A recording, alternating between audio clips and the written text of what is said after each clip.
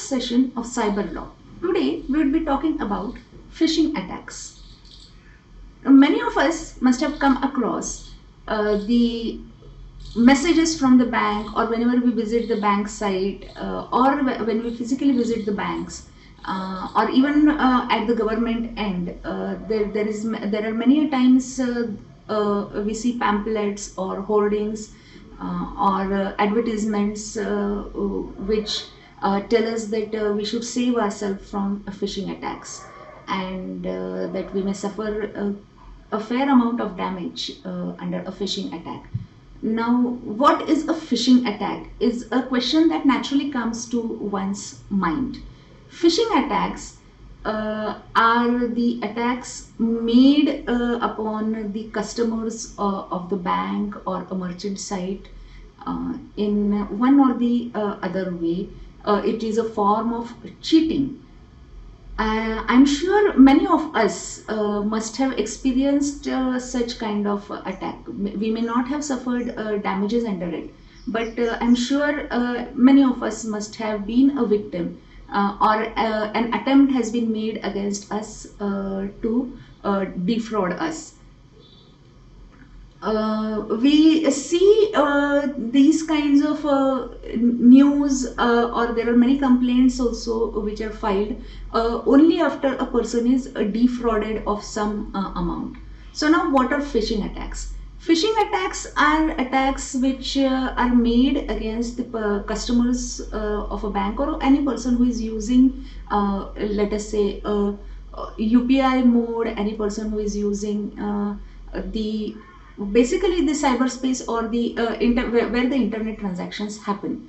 Let us take for example, which we have experienced for quite a long time. You receive a phone call, and the person at the other end poses or tells you that he is an employee of the bank in which you have a bank account, and asks you your details, whether your name is so and so, whether you have a bank account in this bank, and what is your, and he tries to make you give out or reveal your bank account details by asking you questions like what is your bank account number, do you have a credit card, do you hold a debit card, and that he's verifying the information before telling you.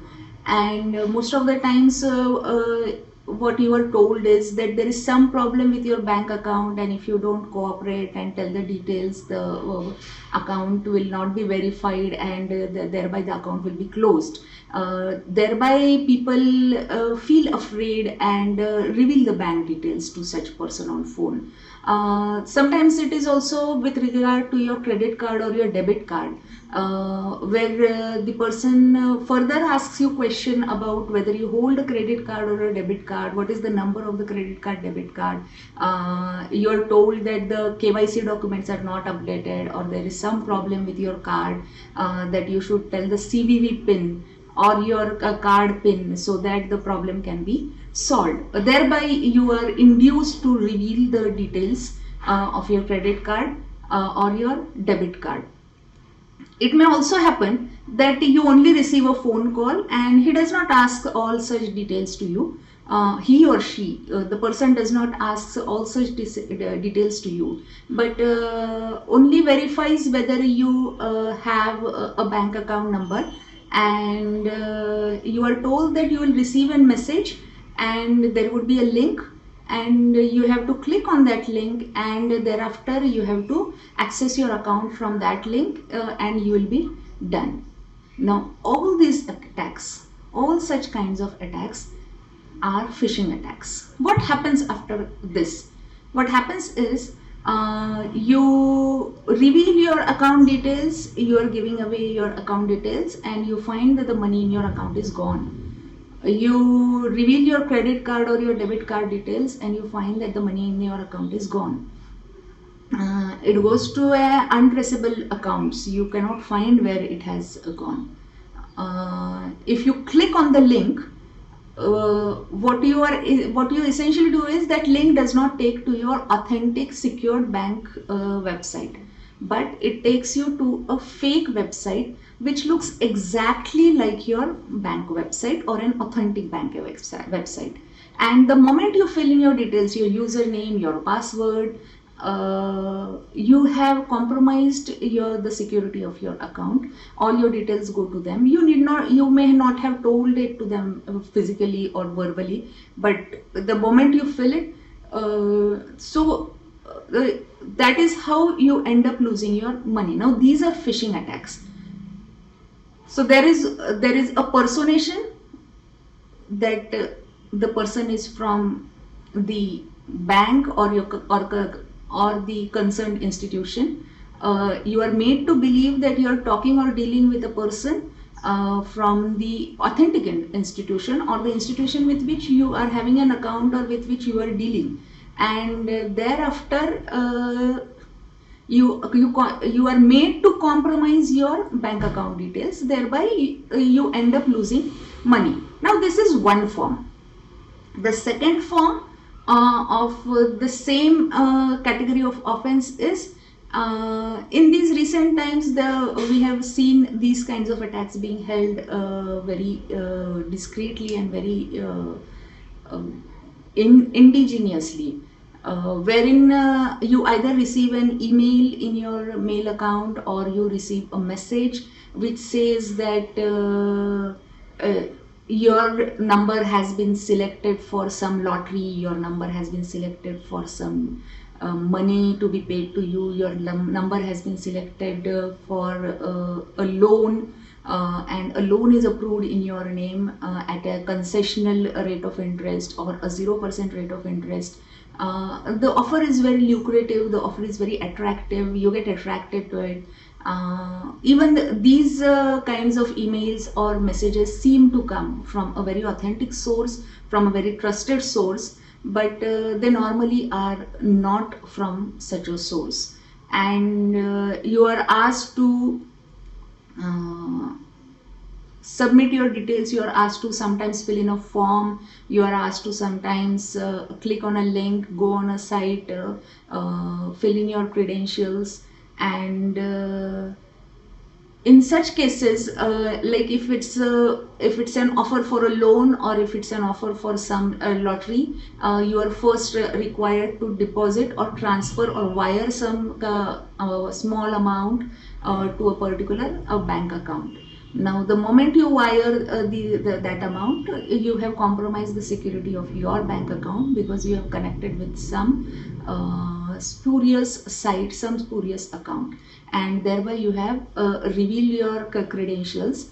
And the next stage that you find is you have actually lost a large amount of money. Sometimes you are made to repeatedly made payments, like for the first initial amount would be very small, you may not mind sending that much of amount, but subsequently once you go to the later stage, you are told that there are transaction fees, there are some other fees. Sometimes it's told that the amount is to be wired from some other country, and therefore there are some technical details or legal details that have to be complied with, and for that some fees are required, and you end up paying the amount to such person. Now again, this is a phishing attack. Now these are all attacks of which we should be aware of. So what is the precaution that we need to take?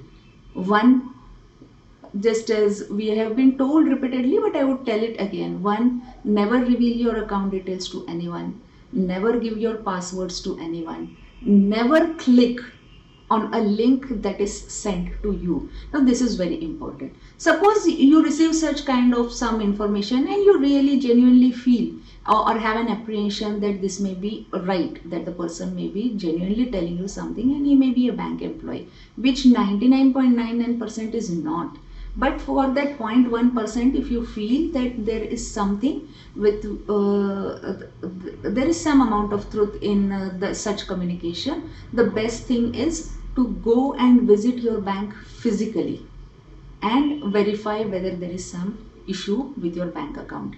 If that is not possible, what you have to do is you go into the browser type the bank account address. Never click on the link that has been sent to you. What you can do is you can open a new window in your browser, go there, type the website address of your bank by your own hands, and not copy paste it from any other place, not use any link, but type the entire address. See that there is a lock symbol in your browser address. Now the lock symbol symbolizes that it is a secure site. So just before HTTPS, you see a lock symbol which shows that the site is a secure site. Only then will enter your credentials when you have opened the bank website in a new browser window, and thereafter access your account, and you can verify whatever it is. Now all these attacks are punishable under section 66D of the Information Technology Act. Now what does Information Technology Act 66D provide is anyone who cheats by impersonation. Now cheating by personation per se is not defined under the Information Technology Act, but it is defined under section 416 of the Indian Penal Code. So cheating by personation is you make a person believe that that person is someone else. So the person is not an authentic bank personnel, but he makes you believe that he is a bank personnel, or a person from a particular bank, or a person from a financial institute, or a person from a merchant site, or a merchant institution with which you are having some financial transaction or dealing. So personation. So the person is not the person whom he poses to be. That is cheating by personation. And when electronic medium is used, then it is an offense under section 66D of the Information Technology Act. So what is the punishment for such a offense? The punishment for such an offense is 3 years of imprisonment and up to ₹1 lakh of fine. An attempt sees an punishment of 18 months and a fine up to ₹1 lakh. And abatement, again it is 3 years of imprisonment and 1 lakh or rupees fine. Now why an attempt? Suppose you receive such communication but you are not defrauded. That itself is an attempt, because the moment you would have revealed your details, you would have been defrauded. So even when you receive such a communication, it is expected under law that you go and file a complaint and inform the police authorities that you have received such a communication, and that there is a likelihood that you would be defrauded. Attempt is also a very serious offense, and at this juncture I would make a request to all the viewers who are seeing this video, that if you receive any such communication, please immediately inform the police authorities that you have received such a communication. You may not have been defrauded, you may not have lost any money, but if you inform this to the concerned authorities, there is every likelihood that someone else will not fall prey to such a communication or such kind of defrauding. Someone else will be able to save the money, because the attack will already have been informed to the authorities. The authorities will might be able to find out the culprit who is behind any such kinds of attacks. Now this can happen from all over the world. It is not necessary that the person who is calling you from your own city or from your own state or from your own country.